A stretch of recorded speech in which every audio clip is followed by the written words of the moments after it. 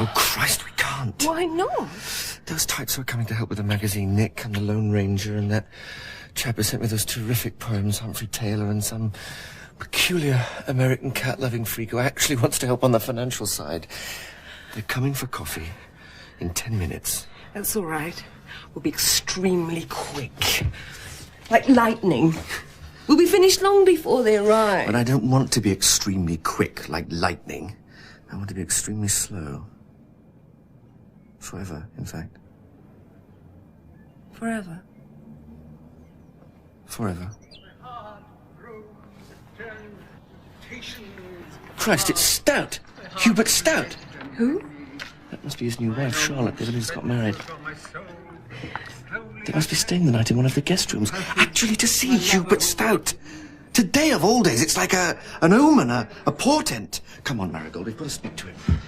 I'll show him Humphrey Taylor's poems and the first draft of the editorial. Ready? Oh, hello. This is, I'm terribly sorry, Martin Musgrove. Hello.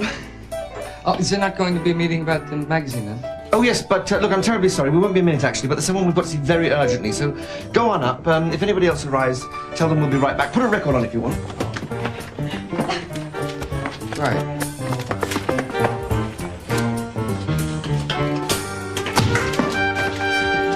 Truly being...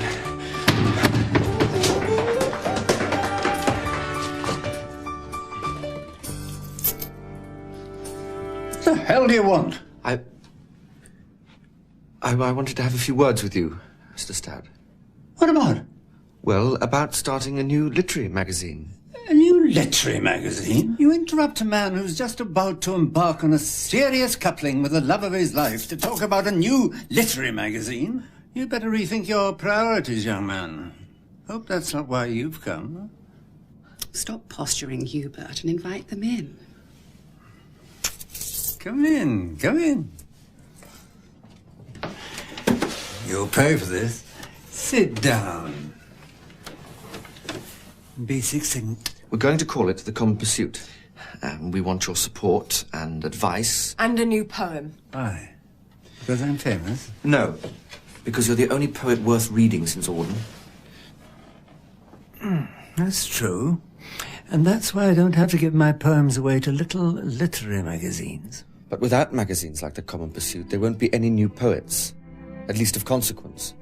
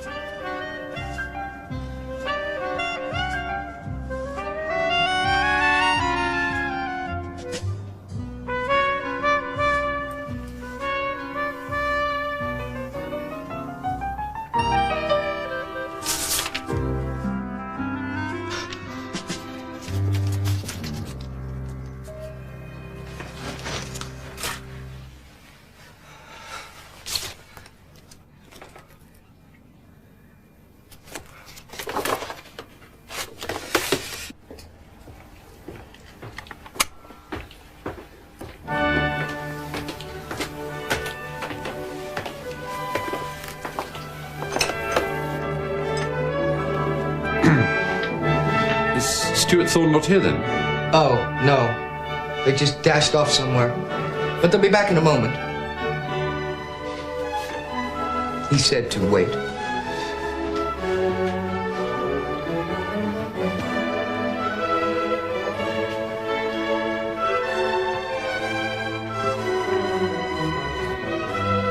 Marvelous stuff, isn't it? Do you like Vivaldi? Yes, but I like Bach more, which this is. Really? Are you sure? Yes. Oh.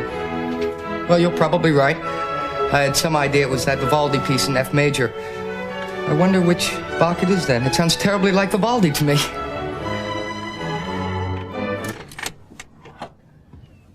What is it precisely? Suite number 3. Vivaldi, you mean? No. Bach, of course. Oh, well, you must have a terrific feeling for music. I only recognize stuff when I've heard it hundreds of times before. And then I get it wrong, it turns out. You're Humphrey Wentworth, aren't you? Taylor. Humphrey Taylor. Taylor, yes. And you're doing history, aren't you? Moral sciences. Of course. But you're on your last year, aren't you? Second year. Ah. Well, I'm Martin Musgrove. I'm second year, too, in English. Stuart told me you were interested in his new literary magazine. I think it's a terrific idea, don't you? Just what Cambridge needs, a new literary magazine. He told me he was thinking of calling it The Common Pursuit, after that book, you know, called, The Common Pursuit? That's the one. By F.D. Levis, isn't it? F.R. What? F.R. Levis. Oh. Well, I won't be involved in the literary side. I haven't got any talent at all, you see. I've pretty well decided to go into publishing after I leave here. So I'll help out on the business side with subscriptions, advertising, raising money, that sort of thing. But I suppose you've written something for it. I sent in some poems. Is he going to publish them? No. I've come to get them back. What didn't he like about them? He liked them. It's me. I don't like them. Really? Why? Because they make me feel sick. Oh.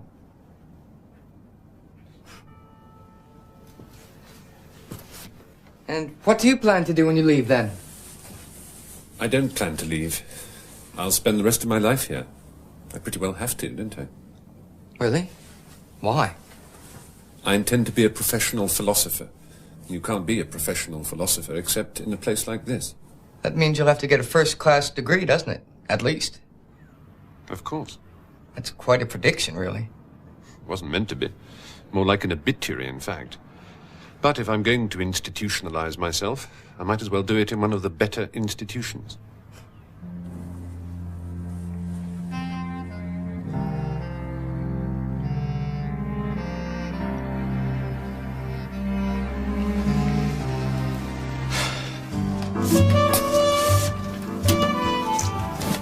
Oh, God. It's Erica, isn't it? Look, I'm afraid I've made a balls up. Can't make coffee after all. Apologies, and more apologies. But you see, I have to be at an important meeting. The Common Pursuit. Student Thorne's asked me to edit the theatre section, as I know less about it than anyone else. Meant to be there 5 minutes ago. Come back for tea this afternoon, why don't you?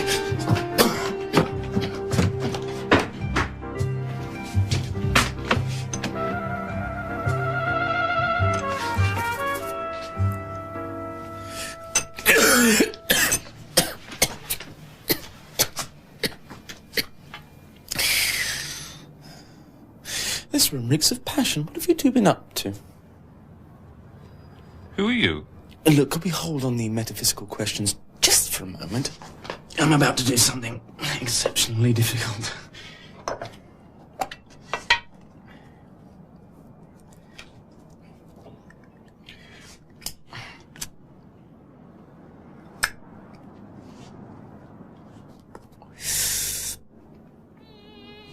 Oh, yes.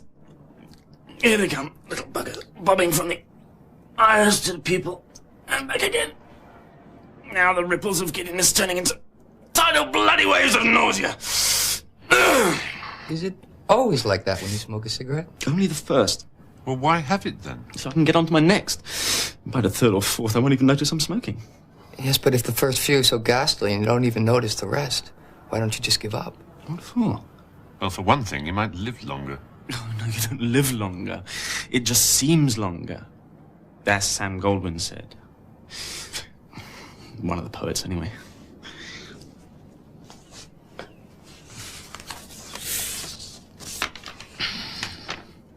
Boys on their riverbanks, naked in the sad and dewy dawn. God, I hate queer literature. Dear Stuart Thorne, the enclosed poems are not for publication, at least at this stage, but glad to hear of new magazine. I hope it will be noted not only for its critical rigor,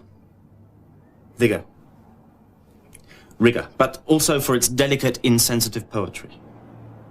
Delicate, insensitive? No, delicate and sensitive. Pity. Is it fun? James Harrop, New College, Oxford. Well, that explains it. Probably not even queer. Just Oxford. I knew a Harrop once at prep school. Nappies, we called him. Nappies Harrop. He used to wear them at night because he was an inveterate bedwetter. I wonder if it's the same one. He was a creep, too. You shouldn't do that. I say, this P.S. She can really turn it on old Marigold. Dirty old Marigold. Guess what she most of all, likes to put her lips around. I said, don't do that. Yes, well, I must say I've never seen anyone read anyone's private letters before, you know. Oh, of course. This is a notable breakthrough. Doing it in public, so to speak. Are you going to put that down? Are you going to make me? If I have to. It's time I introduced myself. My name's Finchling. Nick Finchling. Special agent. I've adopted this flamboyant personality as a disguise. I'm going to be doing theatre criticism for Stewart's magazine, as I intend to be the Sunday Times theatre critic when I grow up. Would you really have hit me a moment ago? The moment hasn't passed. You're Humphrey Taylor, aren't you? The philosopher-poet. I've decided we're going to be friends. It's safer. Actually, Stewart says your poems have genius and that you're a real find. And who are you? Oh, I know. You're the American millionaire orphan, aren't you? Well, I'm not a millionaire. Yes, but everyone says you're quite rich. And if you're an orphan and an American, you'll need a friend. I'm your man. Hey ho, Silver, on the way! Meet the poet, philosopher, and pugilist Humphrey Taylor. And this charming American chap who's almost a millionaire. Martin Musgrove.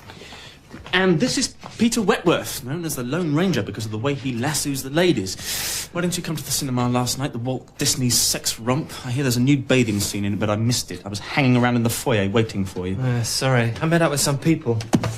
Female people, I suppose?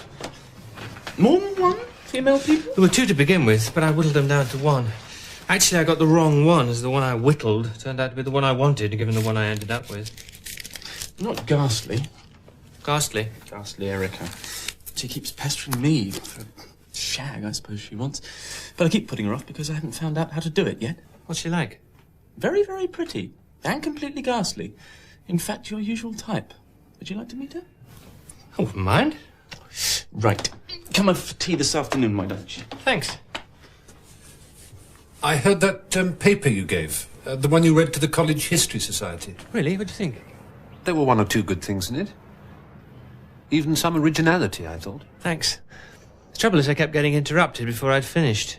By this person and that. You know how it is. A pity, really. I'd like to have thought it through more thoroughly. If you want to discuss it further, my rooms are just around the corner. New Court, C staircase. Look, I'm anxious to acquire any information I can on this sex business. All I'm sure of at the moment is that I'm not queer. So I need to know that last night. What exactly did you do with her, that girl? Oh, nothing special. But you took her to bed? Of course. What else could I do with her? Well, how did you manage it? Manage what? How did you persuade her? That's what I need to know, you see. What sort of things does one say? Well, I gave her a cup of tea and a biscuit and said, let's go to bed. A cup of tea and a biscuit? Well, what was in the tea? Or was it in the biscuit? Come on. So tell me more about this ghastly Erica.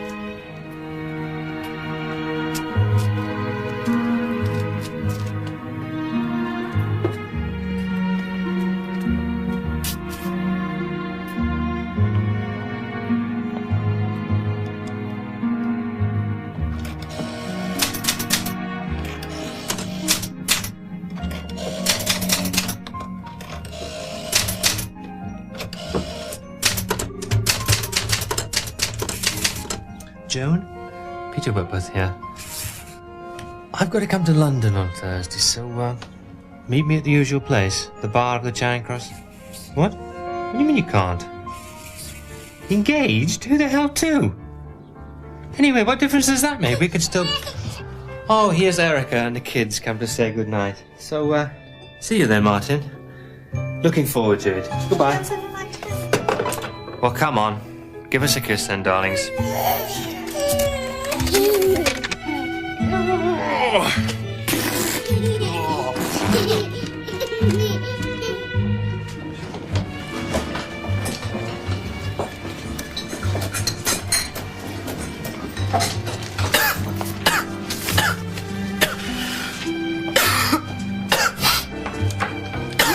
Nick?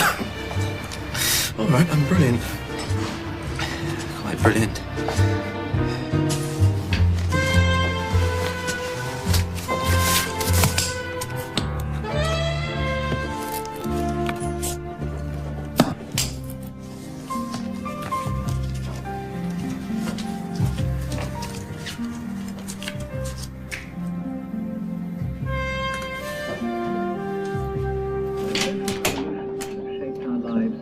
Also altered our attitudes to wildlife. It's here in the inner city that our relationships with wildlife have changed the most.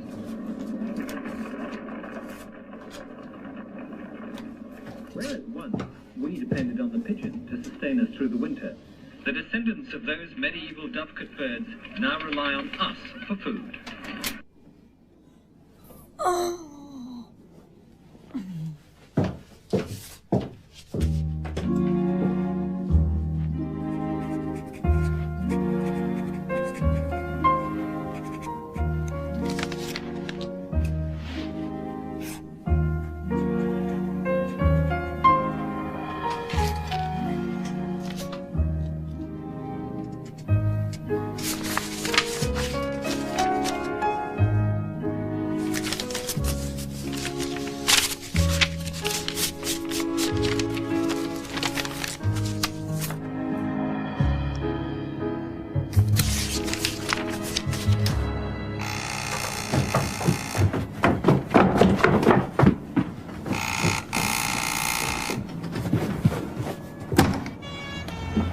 Are you Stuart Thorne?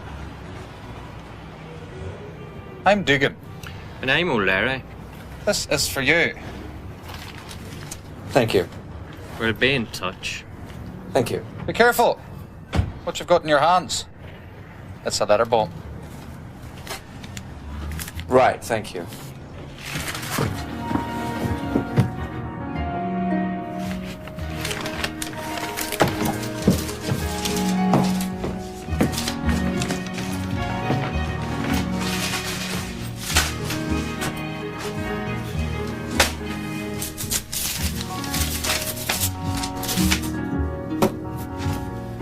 Oh, shit!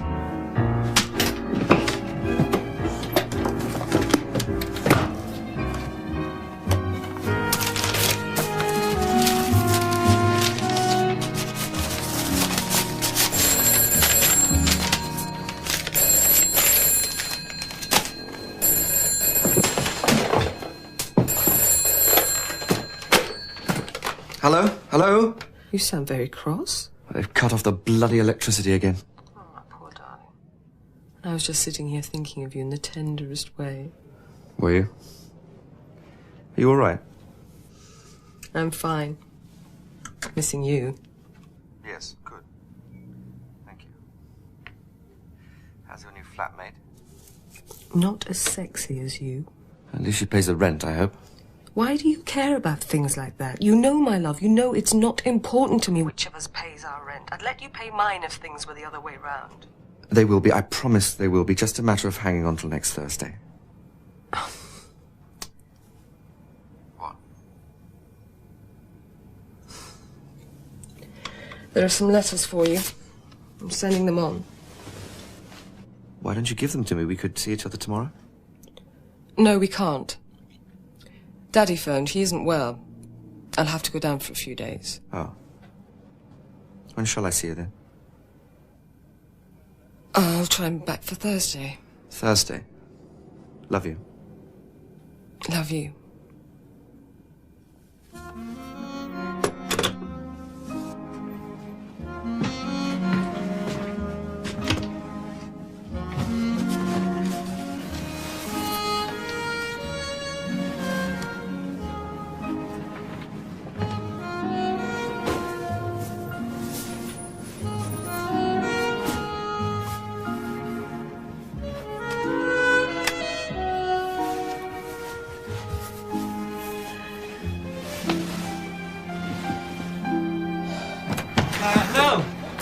I don't know quite when I'll be back. First I'm having lunch with Martin at Lepicure. Remember Lepicure? To discuss my book, Sex Scandals in 19th Century Politics. Then masses of stuff to do at the British Museum. So we'll be back quite late. See you then. All of you.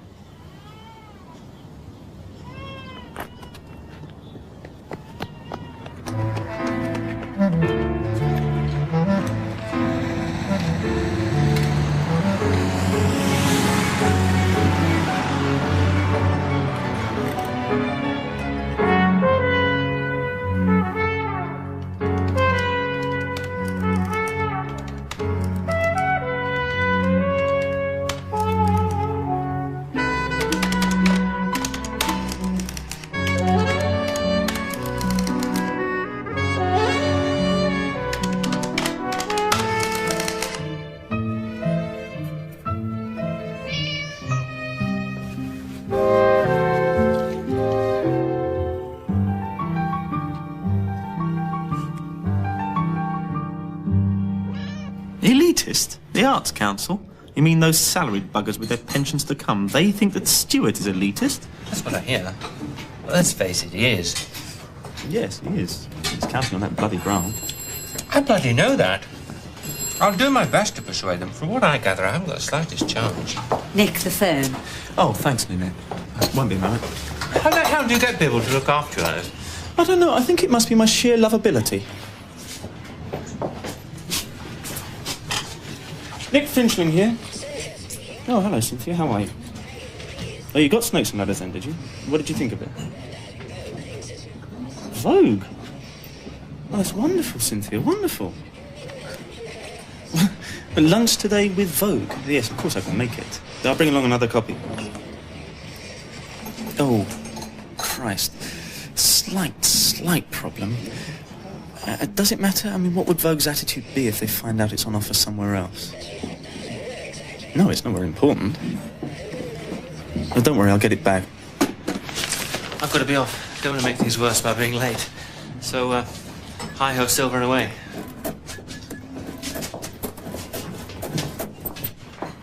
But I hear you're going to fold. Hear from whom? Well, hear from everyone, I'm afraid, my dear.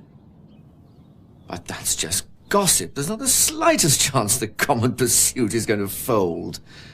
At this very minute, the Arts Council are meeting. They're going to award us a proper grant at last. It'll more than cover the debts. Everything's fixed. I know that for a fact. Peter Wentworth is on the committee. Peter Wentworth? Who's Peter Wentworth? Oh, you've both met him. He's an old friend from Cambridge days. He teaches history at Oxford now. You remember him, don't you, Charlotte? Is he the one that everyone calls the Lone Ranger? Oh, yes. Very pretty wife. Yes, Erica. Very pretty, very pretty. Very pretty, very pretty. Oh, God, you're such an old bore. That's all you ever notice about people. Very pretty, very pretty. That's because I see so little of it around the house. Anyway, he's on the committee, so our survival is guaranteed. Especially as I gave him copies of these to show them. I know I should have asked your permission first, but it'll really help clinch the case. Especially if you do let me publish them. Well? What do you say, Hubert? You're a fool if you let him. It's going to fold.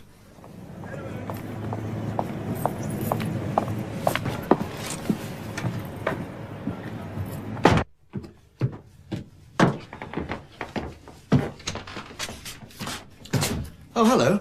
How long have you been here? Oh, about 10 minutes. The Lone Ranger, is he phone? No, but the ghastly Erica did. What did she want? Well, all I managed to extract that made sense was to remind him to pick up some curtain rods. So, how did you get on with Hubert Stout? He's going to let me publish them. Well, that's something to celebrate. Yes, if I have a magazine to publish them in. You will. That's why I'm here. Look, Stuart. I've decided to quit Hay Life and Forlings. It's been on my mind a long time now, but this month's list finally did it. Even the titles are ungrammatical. I've got a plan. I'd like to discuss it with you. You see... Did Erica mention Peter's going to the Arts Council? Well, no. As a matter of fact, she didn't. She seemed to think he was having lunch with me to discuss Hay Life and Forling publishing some ridiculous book he's writing on sex scandals or something. Obviously, just one of his alibis for coming to London. Alibi? He doesn't need an alibi if he's going to the Arts Council. He must have forgotten it'll be some bloody woman he's coming up to see at the bloody Charing Cross Hotel, and there goes my grant. Without him, I haven't a hope. I could kill him, dead. Well, if we told Erica about the Charing Cross Hotel, she'd kill him for us. But don't worry. You don't need the grant. What? What do you mean? That's the plan I wanted to discuss with you, Stuart. I'd like to offer you a partnership. A partnership? I'm going to set up as an independent publisher. I've always had the capital. Now I've got the experience. We'd be partners, you see.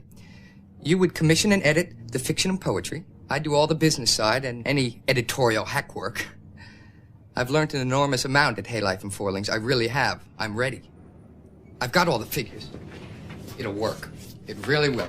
And the point is, we keep the Common Pursuit going as our subsidiary. Our subsidiary? Yes. And you can move back with Marigold, and the two of you could live, well, you know, like a couple at last. As I know you've always wanted to. Especially with a baby coming. How do you know about that? Oh, I had dinner with Marigold last week, the day after she found out she was expecting. But we decided not to make it public. Until we'd made up our minds whether or not we wanted to have it. She didn't mean to. But I was rabbiting on about Samantha, you see. About her being pregnant, because I was going to offer Marigold one of the litter. And, well, suddenly she just broke down and cried. And told me. Anyway, what do you think? I'll guarantee the magazine's survival. You'll guarantee it? Yes. But I don't think I want it to survive as a subsidiary to something else, you see. It has to come first. But you're broke. You couldn't bring out the last 2 issues. You owe money all over town. You're on the point of being evicted. Your only hope was the Arts Council grant. You can't survive, Stuart. Yes, I can. How? As I've always survived. By borrowing, begging, blackmailing. The magazine's been through worse than this before in the past 8 years. Far worse. But then you didn't have a baby coming. Stuart, it'll break her heart not to have it. This room reeks of passion, in a famous phrase. What have you two been up to? Nothing. We're waiting for Peter. Even though he's almost certainly forgotten to come. What makes you say that? Well, you see, there's a possibility that Peter's only coming to London for one of his usual, fucks. Of course he is. He'd go anywhere and do anything for a fuck. Including even attending an Arts Council meeting on your behalf. Yes, but he lied to Erica, you see, about why he was coming up to London. He told her he was coming to see me to discuss a book, which isn't true. Instead of saying he was going to the meeting, which would have been true, and the obvious lie to tell, because at least it would have been true, if he remembered it. If you follow? Of course I follow. Merely because you can't speak properly doesn't mean I don't understand you. Generally, well before you're finished.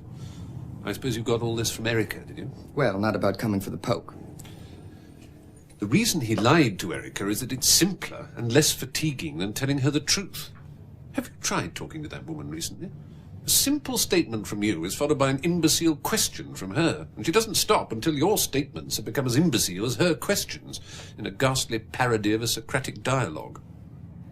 Then, as you sit there drained of energy, ideas, humanity, she changes a baby in front of you. Virtually all over you, in fact. Do you follow? I think so. Yes. I believe Humphrey's got it right as usual. Then why isn't he here? He's now actually late. Why hasn't he phoned? Wait, thou child of hope. For time shall give thee all things, except a decent glass of wine. At least here, ever. This is simultaneously bland and acid. Is it English? Of course not. It's French. It's a Chablis.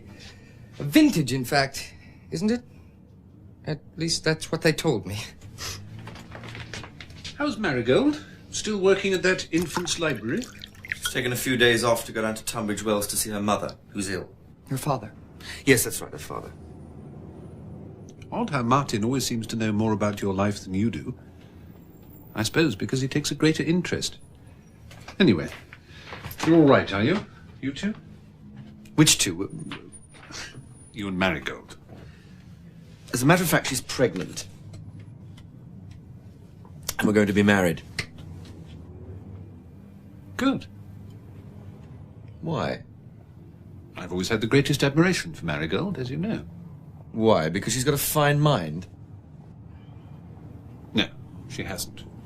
But when it comes to the things that matter, she's got a mind of her own, which is more important. Congratulations. Thank you. Now, to a vastly more passionate relationship. How's Samantha? Kindly confine your reply to 2 sentences. Oh, she's pregnant? But we're not going to get married. What about you? I'm not pregnant. I wouldn't dream of getting married, even if I were. No, my only news is that I've changed my accommodation at last. I've moved into your old rooms, as a matter of fact, Stuart. I always wanted them. Did you know that?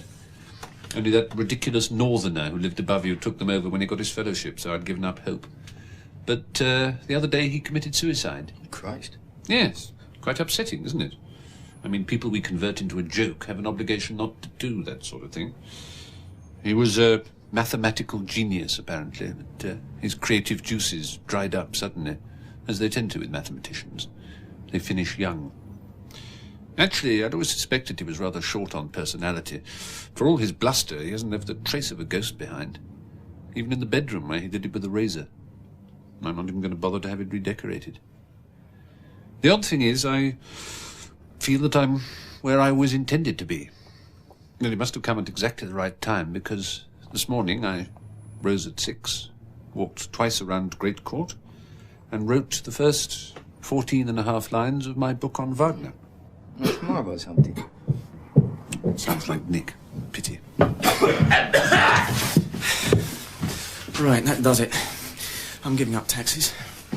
Why that shit of a driver took the corners? My bum skinny, my stomach churning, my head pounding. Go on. I wish I'd thrown up. All over the back of his neck. It was red with ginger hair on it. Where were you coming from? I don't know. Earl's Court, it looked like. That's where I think I ended up last night. After a publishing party. Couldn't stand it. First thing I saw when I strolled in was Harrop. Nappy's Harrop. Standing in a corner, shoulders hunched, light gleaming off his bald pate, wringing his hands and boasting shyly about his latest triumph. I should have guessed. Little creepers everywhere these days. Wherever I go. First nights, private viewings, there he is. So I got some girl to pick me up, take me back to her place. At least I hope it was a girl. Had her back to me when I woke up. Had a girl's spine, smelt like a girl, but snoring like a man. So, it was either an Australian or a hermaphrodite. Or both. The haunting question is whether I poked it. I keep recalling a brief spasm during the night. I hope it was just my cough. Anyway, congratulations on the grant. Terrific. What do you mean? The Arts Council grant. Congratulations on getting it. How do you know I've got it? Lone Ranger told me, said it was in the bag. When? What? When did he say it was in the bag? Last night. They telephoned to say he was coming up to London to get you your grant. What about lunch afterwards, along with the rest of you? But actually, I can't make it. I've got to have lunch with Vogue. It's a nuisance, but there's no getting out of it, I'm afraid. Vogue? Yes, to discuss doing a series of articles on this and that.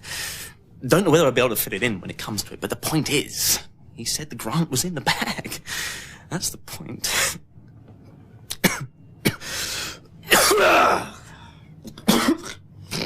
That is aesthetically one of the least attractive ways of killing yourself, Nicholas. Why didn't you stop it? Yes, well, I will. Well, gotta go. Love to the Lone Ranger. Sorry I missed him.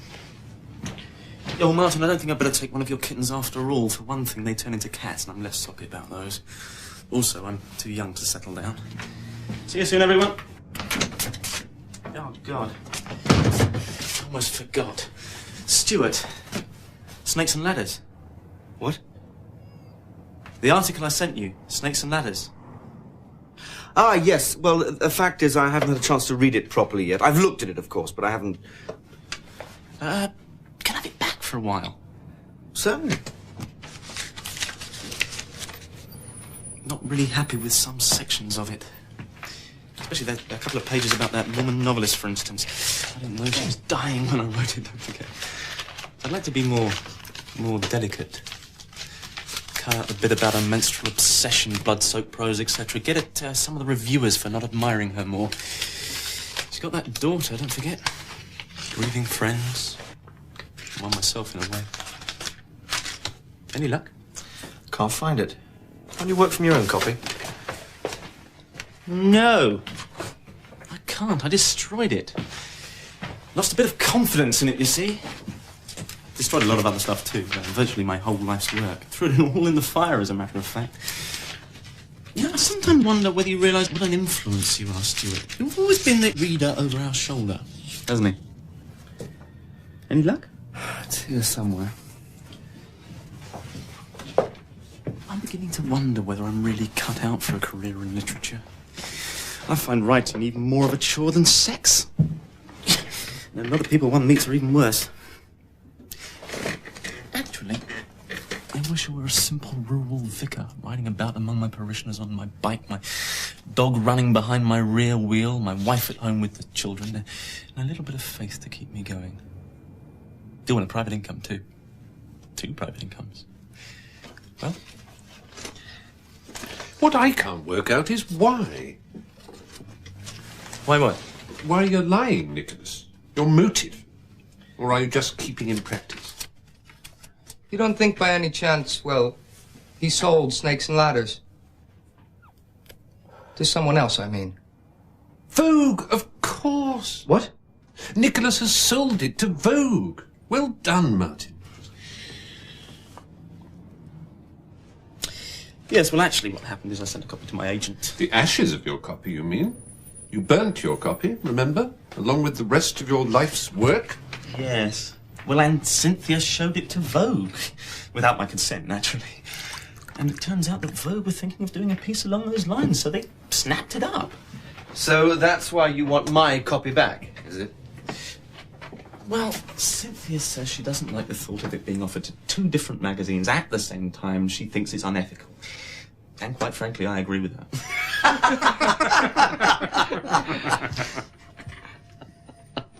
Perhaps. But bloody hell, I'm a professional literary journalist. I live by what I sell. And you didn't even bother to acknowledge receiving it, let alone let me know what you thought of it. Do you realise it's been 6 years since you last asked me to contribute something? And the fact is, it could lie rotting away on your desk forever. The magazine's failed to come out twice running now. And there's a decent chance it'll never come out again. A decent chance, is it? According to Peter. But Peter told you it was in the bag. That was last night on the phone. But this morning... This morning? Yes, this morning. We met for a cup of coffee on his way to the Arts Council. But you were on your way from an Australian or an hermaphrodite in Earl's Court this morning. Whom you either poked or coughed into? Ah. Yes, well, that must have been yesterday morning. In fact, it sounds like all my yesterday mornings recently. Except for tomorrow, because tomorrow I will have had coffee with Peter yesterday, won't I? Come on, Nick, just tell us the truth. What did Peter actually say? Yes, well, apparently, the whole Arts Council panel virtually thinks you're elitist. Elitist? He's going to do his best, but he reckons you haven't got a chance. But knowing you, you'll struggle on for years editing a magazine that never comes out at all, and I'll have missed the opportunity of getting in with Vogue. And I need it. Can I have the article, please? Actually, no, you can't. I must have accidentally stuck it in with the material I sent to the Lone Ranger to show the Arts Council, so it was probably sitting in his briefcase while you were having coffee with him. Don't worry, Nick. I shan't publish it. Truth is, I've been wondering how to return it without hurting you. All you had to do was say straight out that Vogue wanted it, did I mind? I'd have been delighted. It's perfect for Vogue, just as it stands. But I don't think it could ever be good enough for the common pursuit. Yes, well, they're right. You are elitist. Well, somebody's got to be, haven't they? Especially at a time when no one else wants to be. Yes, but they don't want you to be either, do they? They're not interested in your high critical standards and intellectual rigour and traditional poetic forms. In fact, they don't want the common pursuit. The magazine's finished, Stuart. Why don't you face it and come into the real world at last? Where is the real world, Nicholas? Somewhere amongst the lingerie and perfume ads in vogue? Yes, well, you're exactly like Stuart, aren't you, Humpty? You can't face the facts about yourself either, can you? Well, come on then, Nicholas. Help me face the facts about myself. Say them to me, the facts. Marigold. Marigold. Hello, chaps. Humpty, I didn't know you were coming down. Hi, Marigold. Nicholas? How's your mother? My mother? She's been dead for 4 years. I'm terribly sorry. I meant your father, of course. They've discovered he's got a bad heart. So that means he'll have to give up all the things he really lives for.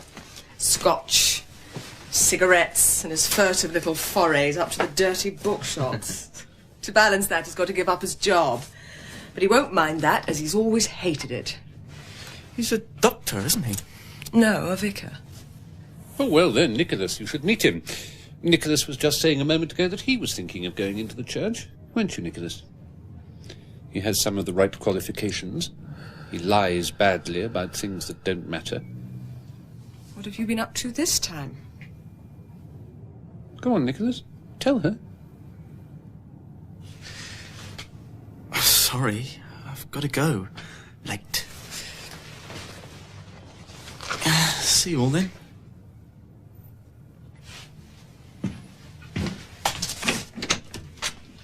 Look. Sorry.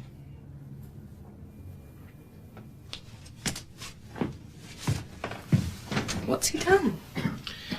Merely withdrawn his unwanted article on inconsequential literary figures of our time. Good to hear about the baby. Doesn't mean you have to marry him, you know. Thank you. Yes, well, I decided to make it official, as word seems to be getting round anyway. Oh. Where's our Lone Ranger? Thought he was meant to be here by now. We think he may not make it, but it doesn't matter as he sent a message via Nick. We're not getting our grant on the grounds that we're elitist.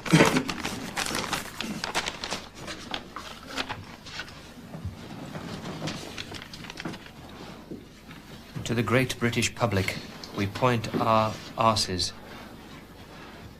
Here's some shit exploding in your faces. Elitist? You're not seriously talking of giving up. Not now. You can't. He can't, can he? Oh, yes, I can. But it's not fair. After 8 years, it's actually not fair. Oh, Humpty, please tell him. I'm sorry, but it is fair. Even if Stuart gets the grant, he'll be having a version of this conversation a baby or two from now. You don't know everything. You don't always know everything. Can I... Look, do you mind if I talk to Stuart? Sorry, I didn't mean to. It just slipped out. Humpty, I'm sorry.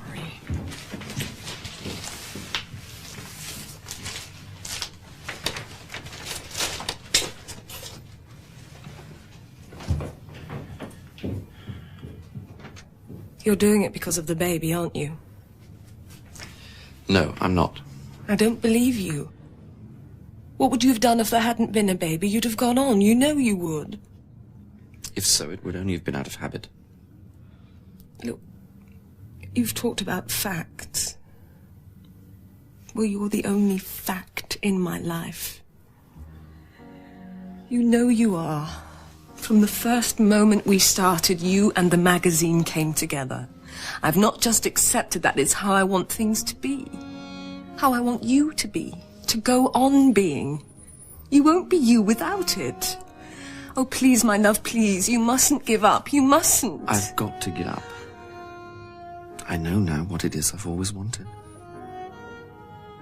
You.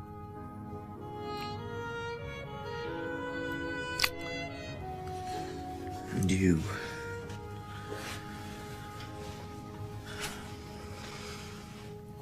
I've had an abortion. Hi-ho, Silver! And away! Sorry I'm late. Had to stop off and buy some bloody curtain rods, can you believe it? Promised Erica. Anyway, I've got your grant in spades. They've undertaken to guarantee all your costs, clear all your outstanding debts, pay your rent, and provide you with a salary that will lift you into our lowest income tax bracket. And I did it all on my silver tongue and a handful of poems. Hubert's? No, those Belfast hooligans, Leary and Dugan? Actually, it's Dugan and O'Leary. Yes, they adore them for their directness, their simplicity, their brutal rhythms and vocabulary, their sing-song... Lack of talent. They're in the bundle with Nick, so I was going to send them back. Oh, you mustn't. As far as they're concerned, that poem about shit exploding in our faces made up for all the Hubert Stouts, which they wouldn't even let me read out on the grounds that they were Poems. Exactly. For God's sake, hang on to Nick's piece, too. They absolutely adored Snakes and Ladders. All that revolting stuff about women novelists and menstruation had them falling about. Anyway, the thing is, you're off and running. Peter, thank you. No, I enjoyed it. I mean, what could be nicer than paying out large sums of taxpayers' money to one's chums? But, God, you look ravishing, and I haven't kissed you yet. But distraught. Are you distraught? No, perfectly, traught. Thanks. Terrific. Oh, do you mind if I use the phone? Somebody's waiting on my call. Oh, by the way, Humpty was up in Oxford the other evening to give a paper. Very short one, I heard afterwards. But he came over for dinner. Very relaxed and charming. Anyway, for Humpty. But then Erica always brings out the best in him. They seem to have a rapport. Partly because she doesn't think much of his intellect. Just goes on being herself. Gets him to help with the children. Changes the baby, that sort of thing. He loves it, really. Joan, hello. What? Yes, I know, that's what I said. Jean. So, hello, Jean. Sorry, I'm running a bit late. Look, did we arrange where we'd meet? I can't remember. Oh, the Charing Cross Hotel, really? Well, why not? Sounds like a perfectly reasonable place. So, I'll see you in the bar in, 8.5 minutes. Looking forward to it enormously, Joan. Jean. Well, I'd better be on my way. Oh, has Erica phoned? Yes, she thought you were having lunch with Martin. Oh, Christ. Did you say I'm not? No. Oh, that's all right then. Thanks. What did she want? To remind you to pick up the curtain rods. Well, if she phones again, tell her the order came in, but they're the wrong size. Probably have to spend the whole bloody afternoon shopping around for them. That should cover me. What they call tit for tat. Not that the common pursuit's tat, but I'm after tit.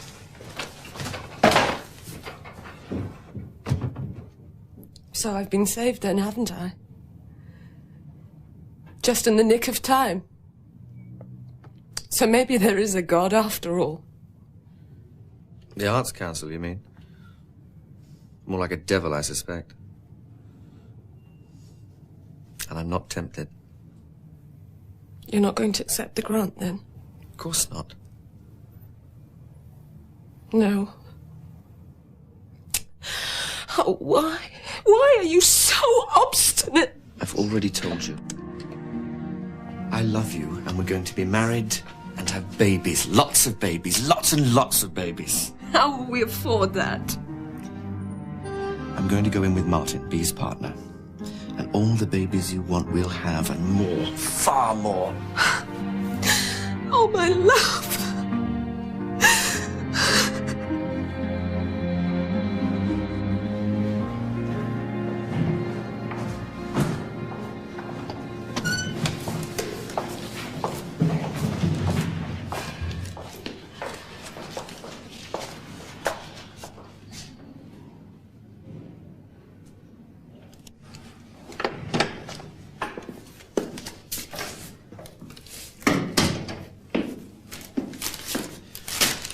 Hello, Hubert. What? have you been? I've been waiting for you for days and days and days. But Charlotte said you weren't allowed to see anybody. She's a bloody liar, a bloody cheat, a bloody thief. She's off them, you know, desperate to get her hands on them. What? My poems, my 8 new poems, written especially for you, for the common pursuit. But the common pursuit... Anybody watching us? She has them watching me all the time, you know. No, there's nobody watching us. Hey, quick, under the mattress here, come on. Quick.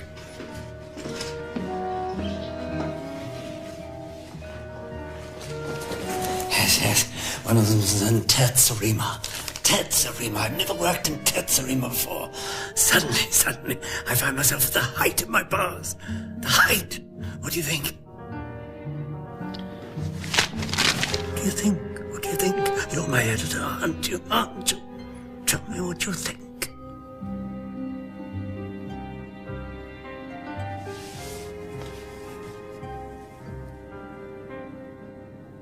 Mrs. Thorne, would you like to come through now, please?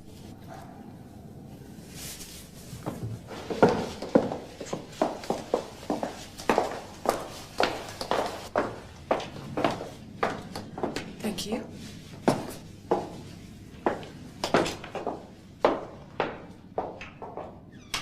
Just wanted to let you know that Erica's going to be coming down this afternoon too, so there'll be one extra for dinner. I hope that's all right. Lovely.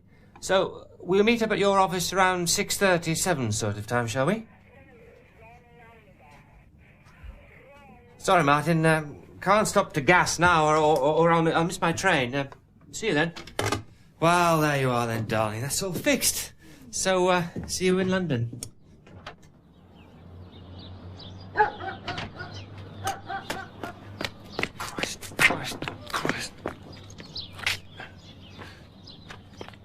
Christ!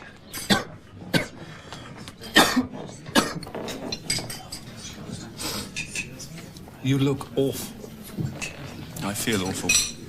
Why don't you eat something? Because I throw up. It really matters this much to you, does it? A job like that? I think I'd actually die if I don't get it and Nappies does.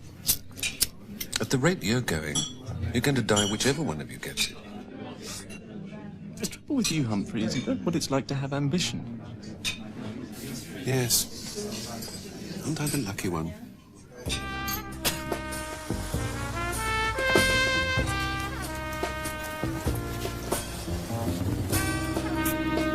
Could you get out of my way, please? I said, get out of my way.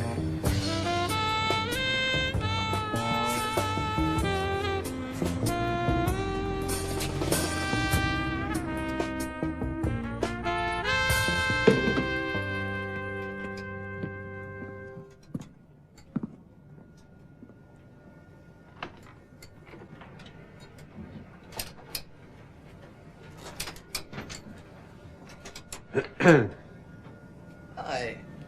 Humpty. Want a drink? A small brandy to settle the stomach. It always tends to be a bit queasy after lunch with Nick. I've only got a classical French one, I'm afraid. Will that do? Where's Stuart? At the printer's. Ah. And how's Marigold? She's applied to be chief librarian at Birkbeck College. In fact, she's at her interview now. Where are you off to, by the way? Oh, to see my parents. They're still in decent fettle, I hope? Well, it's my father's 75th birthday tomorrow, but he's okay, thank you. And I've brought along a sweater which I cut a hole in for my mother to darn, so she'll be okay too. I've also brought along a book inscribed to me by Edwina McCluskey on Plato, which they won't understand, which is probably just as well, as it's mainly wrong. But it will support my boast that Edwina and I are having an affair. But surely she's getting on a bit, isn't she? Edwina McCluskey? She's 74, but my parents don't know that. And I hope they don't find out. They might think there's something wrong with me. All they suspect is that she's an older woman, which worries them a little, which is exactly the right amount for parents of their age, with a son of my type. And they'll be reassured by the news that I've been appointed the college's senior moral tutor. Did we ever bump into one of those in our day? Apparently their job is to advise us on all our little problems, financial and especially emotional. Sort of uncle figure with a cutting edge. I'm certainly the first senior moral tutor I've ever come across. But you'll enjoy it, won't you? I'm afraid I probably will. Well, Martin? How's the brandy? I hadn't noticed. Probably a good sign. Come on, then. What do you want? Why do you think I want something? Well, because when you phoned to ask me when I was next coming down and I said today, you said, good, please come and see us. But as you didn't say that Stuart wouldn't be here, it must be something you want, but don't want Stuart to know about. I sometimes wonder whether you enjoy knowing so much. Yes. Have you committed your book on Wagner to a publisher? No. Would you commit it to me? What? To make up one of your coffee table specials? No. It could be as long as you like. Have no illustrations at all if you prefer. 2, 3, even 4 volumes. 3, anyway. Have you discussed this with Stuart? No. Why not? I want it to be a surprise. He'd be your editor, you see. Would you like that? Yes. But the slight drawback from all our points of view is that I'm not writing a book on Wagner. I've given it up. You mustn't, Humpty. You mustn't give it up. Yes, I must. You see, I've discovered I do have a slight flaw, after all. Moral, I think, rather than intellectual. I diminish what I most admire. There. I don't think I can be simpler, even for you. Mightn't it help if you published something? What about a monograph? If not on Wagner, then somebody else. What about our publishing your fellowship dissertation? It's on 19th century metaphysics, Martin. In German, mostly. I'm being selfish, I'm sorry. You're being selfish for Stuart, as usual. I'm sorry. I expect it's all far harder for you than it is for me. No. Actually, I'm very happy. Really. If that's what you mean. Although you're right, I sometimes don't know what you mean. Being simple. He doesn't know, then? Know what? Don't be alarmed. It's not my business. Thank you.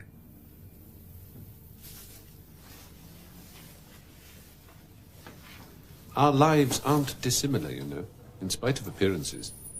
And reality, come to that. Can I give you some advice? No. Really, Humpty, thanks. I respect you far too much, and I might listen to it, you see. And then I'd have nothing. Nothing I want, anyway.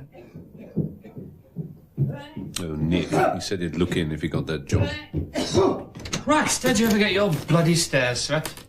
Humpty, how are you? It's been ages. Well, here you are, as promised. 2 weeks of exhaustion, and only a month overdue. About 45,000 words. I worked it out on the train, which is only 15,000 fewer than we agreed. So, if we had an extra dozen pictures. What's it on? The great religious leaders of world history. Mohammed, Buddha, Jesus. You probably think I skimped a bit on Jesus. Just 5 pages or so, as a matter of fact. But then, let's face it, he's being overdone at the moment. He's always being overdone, in fact. But I'll pad him out if you think it necessary.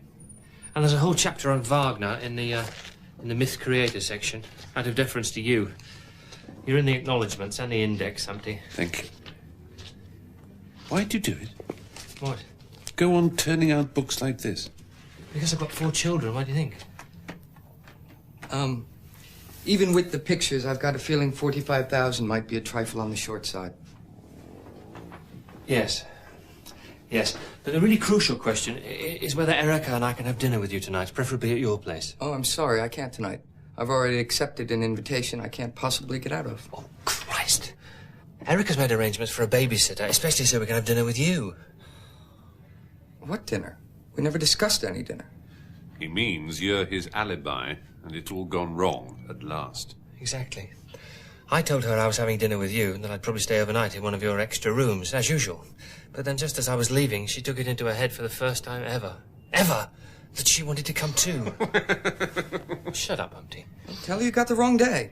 Or I did. I can't. Why not? Because she made me phone you to warn you there'd be one extra for dinner. But you didn't phone me. No, of course I didn't phone you. You shut up, Humpty. No, of course I didn't phone you, but I had to pretend to. I was phoning somebody entirely different, of course. Oh, who? Jane. Jane? The girl he'd actually arranged to have dinner with, of course. Of course. So I had to sit there trying to talk to Jane, with Erica at my elbow thinking I was talking to you and hoping Jane would understand my saying that Erica was coming to dinner too meant that my dinner with her was off. And did she? No, because as it turned out, I wasn't talking to Jane at all. I must have been talking to her mother-in-law. So Jane's probably already in London, still thinking we're going to have a night together at the Charing Cross Hotel. So the mother-in-law of the girl you're spending the night with in London is expecting you for dinner with Erica in Oxford. Can that be right? Don't be ridiculous, Martin. The mother-in-law hadn't the slightest idea who I was, so she doesn't know who to expect for dinner tonight, does she? So it doesn't matter. What matters is what am I going to do about Erica? And Jane, come to that. Who is Jane exactly?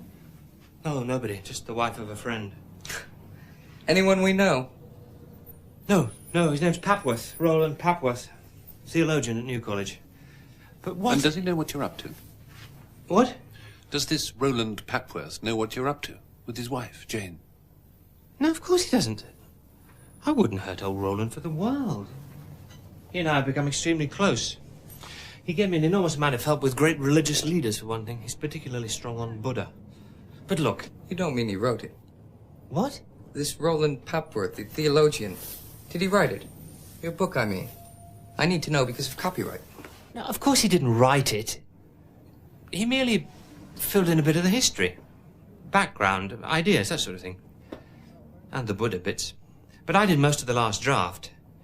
Of course, he's probably expecting his name on the title page and he'll want to share the royalties. Can't you really get out of this dinner tonight? But there aren't any royalties. You get paid a fee, half of which you've already received, you see. For God's sake, will you stop worrying? I'll think of some way of sharing something with him. Apart from his wife, you mean? What? I suppose Jane is good in bed, is she? Yes, well, that's not the point at the moment. The point is Erica. I don't want her to start getting suspicious after all these years. But does that matter? Does it matter? She'd crack up completely. We've got 4 bloody children. Do you think I don't care? I know you don't care. About anything that matters. What do you mean?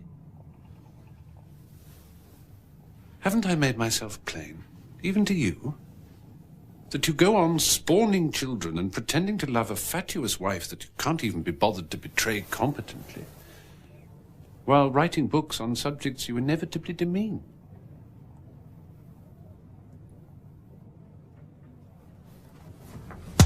What did you say that for? What did you have to say it for? Because I've just been made the college's senior moral tutor. It's our job to help people see their little tangles more clearly. But I've been a senior fucking moral what's-it for years. I don't go around insulting my friends and inviting them to hit me. Yes, that's because you've moved to Oxford. You've forgotten how seriously we take moral matters in Cambridge. Well, I must be on my way. If I'm going to just miss my train and enjoy an hour and a half hanging around the gentlemen's lavatories.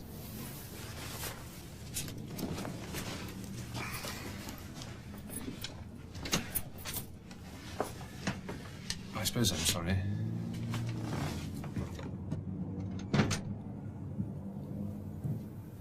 You all right?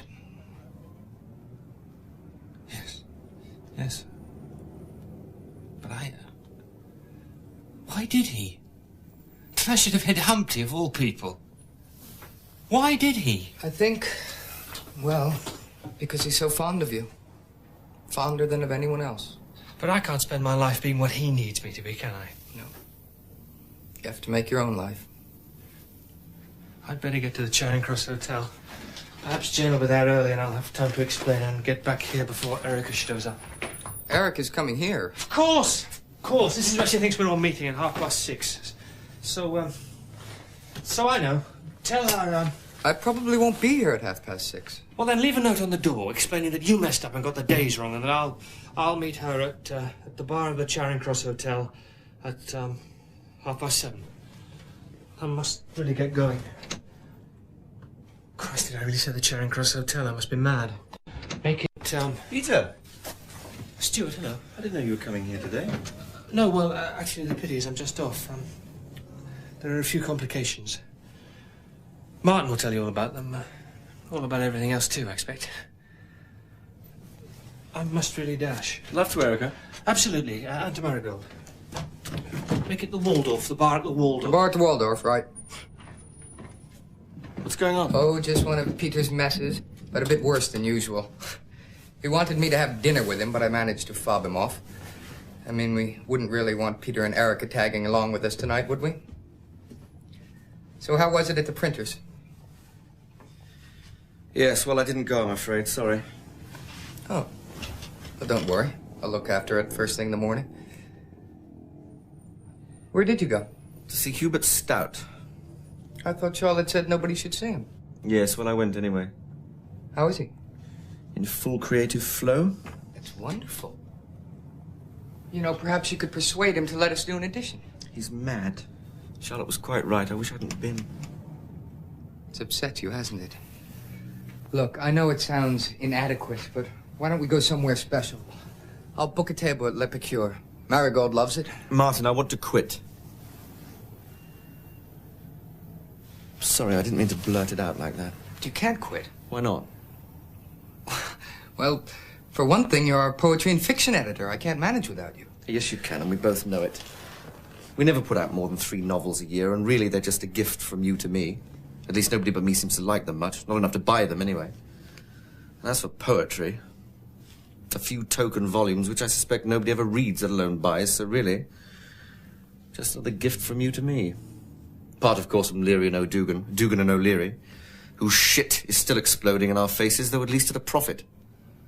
You should have let me keep the Common Pursuit going. I told you you needed it. The Common Pursuit has nothing to do with it. Come on, Martin, you know why I came in with you as well as I do. To have children comfortably at your expense. And there's a lot wrong with that on any terms. But especially if I can't produce any children to justify it. Justify it at least partially. But you will. Why shouldn't you? After all, Marigold's been pregnant once. Yes. Well, that must have been during my palmy period. Since then, I've become sterile. These days, I produce a mere 1,000,000 sperm when only 100 million or so will do. The effect of this news has been to render me impotent as well, by the way. Though that's likely to be just a passing phase. As soon as I stop worrying about being sterile, I'll probably become potent again. So they tell me. I'm terribly sorry. I am terribly sorry, but I beg you not to make a decision about quitting yet. I've already made it. And it'll be better for you too, you know, Martin. It really will. You can't go on just being part of a trio, living for other people. You need to be your own person at last, Martin. You really do. It's time you were free of us. Hello, you both. Looking very somber. Anything the matter? Not at all. We were just speculating on your career prospects, as a matter of fact. Yes, how did it go, the interview? It was all right, I suppose. There were 4 of them. 3 heads of department and the outgoing chief librarian. They were quite friendly. They asked the obvious questions. Which indexing system I preferred, how I thought we should redeploy our financial resources, my views on free access and censorship, the usual sort of thing. Don't really want this. Still too early to eat, I suppose. Where are we going to dinner? You all right? Yes, fine. Fine, just a mite peckish from nerves, probably, that's all. Well, why don't we go somewhere special? What do you say to Le Picure? Lovely. Your favourite? Yes. But actually, I won't be joining you, I'm afraid. Oh, why not? Oh, because, well, Peter has involved me in one of his alibis, and before I knew what was happening, I found myself having to have dinner with him and someone called Jane Papworth. Or is it him and Eric I'm having dinner with anyway? I'd better get a move on if I'm going to make it in time, so I'll leave you to close up. Good night. Don't go. Darling, what is it? Has something happened? I'm sorry. I seem to need this after all. I'm sorry. Sorry. I didn't go to the interview. I went to...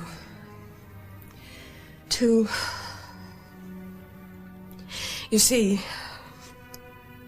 Martin and I,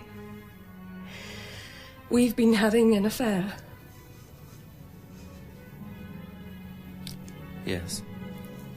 I've had a feeling, a kind of thought in the back of my mind. How long's it been going on? Why are you doing this? Because I've just discovered I'm pregnant. Of course. And you wanted to tell the husband and the father in the same breath, so to speak. Well, congratulations. Hey, ho, Silverno!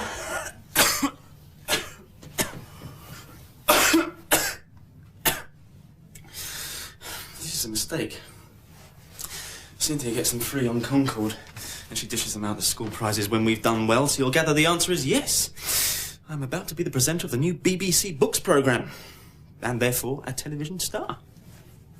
You shall have the first kiss from a celebrity, being my all-time favourite lady, my first real love. I, your chevalier. Before I break the bad news. Nappy's got the job too. We're going to be co-bloody presenting. Can you believe it? Something the matter? Death been announced or something? Nick, do you think you could go? You want me to go? Yes, Nick, please. Right then.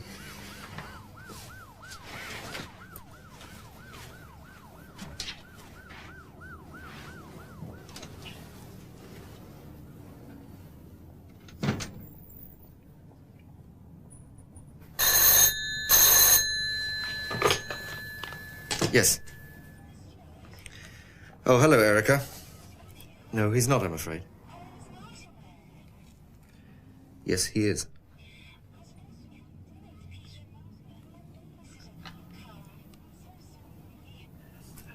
Erica's babysitter's let her down, so she won't be able to join you and Peter for dinner tonight. She's sorry if she's caused any problems. Right, he's got that. Very well, thank you. Yes, and Marigold. But, Erica, I really can't talk now. We're in a rather important meeting with an author. See you soon. Bye.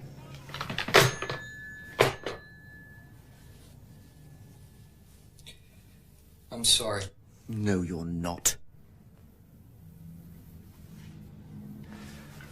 No, I'm not. I never wanted anyone else in my life. From the first moment I saw her. I've never loved anyone else. Apart from you. So I'm sorry I've caused you hurt is what I meant. Of all people. If it was yours, I would have loved it.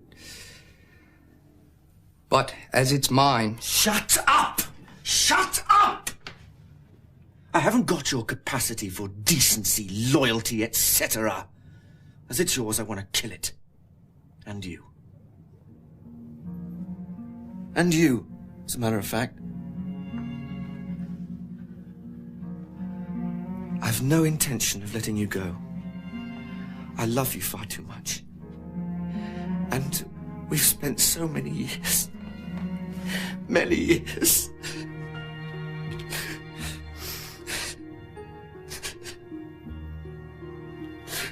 Oh, my love.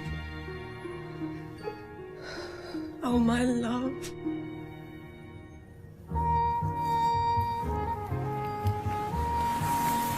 Hey, you! You! Get off the grass! It's all right, Thompson. He's with me. Oh, sorry, Dr. Taylor. Sorry.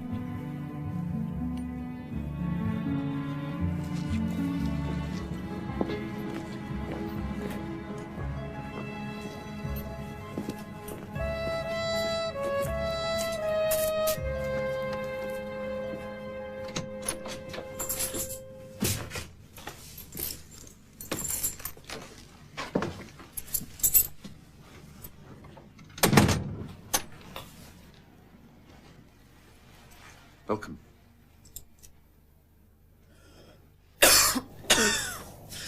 Yes, I like it. At least I like half of it.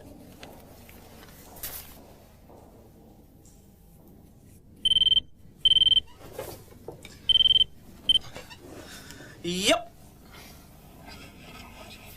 No, hello, Martin. How are you?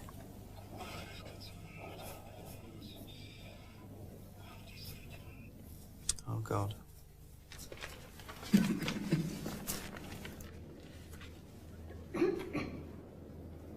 When we say of somebody that has just died in tragic circumstances, that he was our friend, we don't think of the specific acts of friendship, or the, until then, many small, unremembered kindnesses.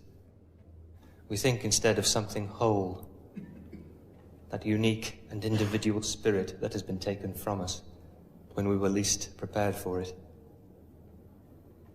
So all the usual phrases come tumbling out. He was a remarkable man. He might have been a great man if life had given him the chance. And, of course, life will never be the same without him. All these, I think, are true. But of this particular friend, there are many other things to say. Such painful, loving things, that all the usual consoling clichés seem to turn to dust and ashes in our mouth, even as we speak them. We all knew, all his friends knew, that though he gave us so much joy, his was an unhappy life. And what marred it was his greatest virtue, his sense of personal honor, and his intellectual rigor. He was desolated by them. I suppose we should have a memorial lunch or something. Can't. I promised Jane I'd be home by 3. The ghastly Erica's dumping the kids on us for the weekend. It's sheer malice. She's got nothing better to do than look after them, which is all she's ever been up to anyway. And Jane can't dump her lot on bloody Papworth as he's away at some theological conference, giving his now famous lecture about me, Judas as adulterer. I sometimes think I should get a cut of his fees. Can't either, I'm afraid. I've got to be in London for a celebration. Nappies. Now they've made the cover of the Radio Times, he's decided to quit the programme. He's going to be Sunday Times theatre critic. Apparently they're impressed with his lack of qualifications. Can I ask you one thing about my son? It's the sock. Yes, the sock, you see. I don't understand about the sock. That's all he was wearing, apparently, when I found him.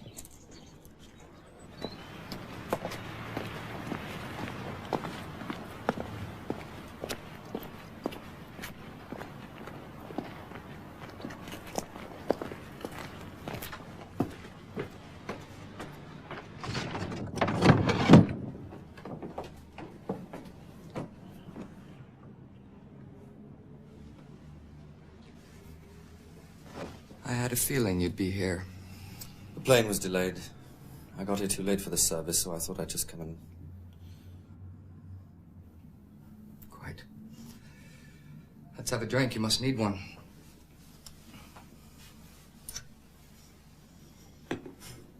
There's some port.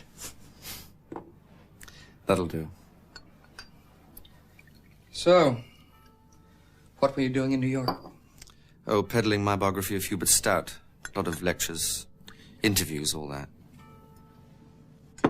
It's a very good book, of course. Thank you. How's Marigold? She's fine. She couldn't make the service. Our au pair has just left, so she had to look after the twins. And they're all right, are they? Yes. Yes. Just beginning to walk.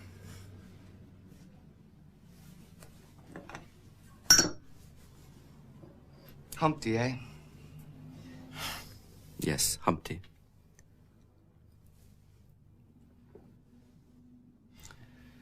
It happened in here, did it? Hmm? Humphrey's murder. Yes, in here.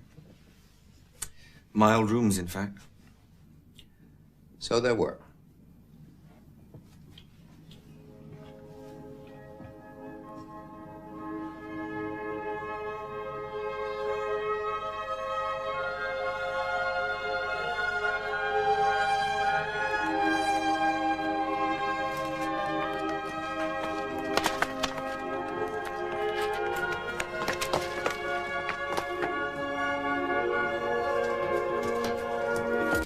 Sorry, we're late. We've just been talking to Hubert Stout. Hubert Stout? You mean to say that while we've been seething passionately away in here, close to fisticuffs from time to time, you two have been calmly having it off with Hubert Stout? He was terribly interested in the idea of the magazine, wasn't he, Stuart? One day I might even get him to write something for us. Oh, Marigold, have you been introduced to Humphrey Taylor, who sent me in the poems I told you about? Hey, look, instead of a theatre page, why don't we have a sex page? And we can publish pictures of the Lone Ranger having it off with ghastly Erica. If I choose to introduce them. I thought this was going to be serious. Yes. Oh, of course, you've met, I'm terribly sorry. Martin Musgrove. Who's offered to take over all the advertising business, etc. All the really boring stuff, in fact, is my level. Right. Let's begin then, shall we?